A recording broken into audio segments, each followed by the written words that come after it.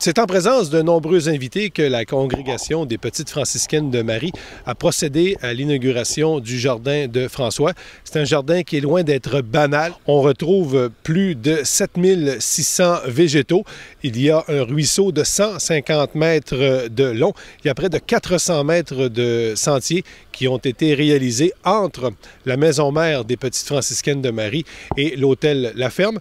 La ville de Baie-Saint-Paul est un des partenaires de ce projet. Plusieurs centaines de milliers de dollars ont été investis. Et pour le maire Jean Fortin, justement, c'est un legs d'une valeur inestimable. Depuis quelques années, il y a du travail qui se fait à tous les niveaux. Les Petites franciscaines, je le disais, quand ils ont illuminé leur clocher, ça avait déjà été un moment extraordinaire.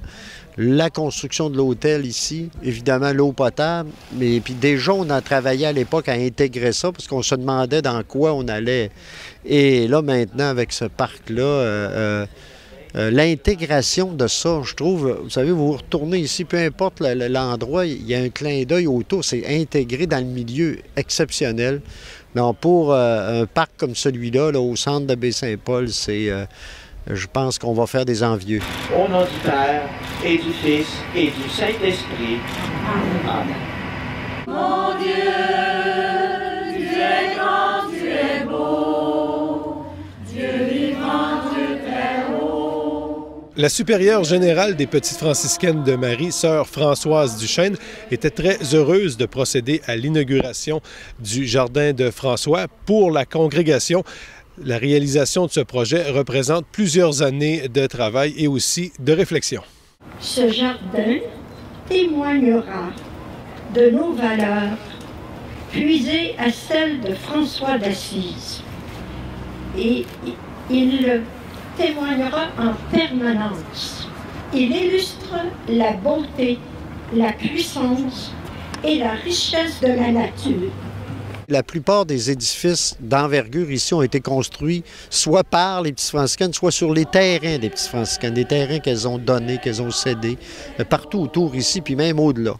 De par aussi les emplois qu'elles ont créés, de par leur vision aussi, de par évidemment les dons qu'elles ont faits un peu partout ici, dans Charlevoix, pas juste à Baie-Saint-Paul, dans tout Charlevoix et même au-delà. Les Petites franciscaines de Marie n'ont pas été seules pour réaliser cet ambitieux projet. Elles ont obtenu l'aide de différents partenaires, des entreprises de la région aussi.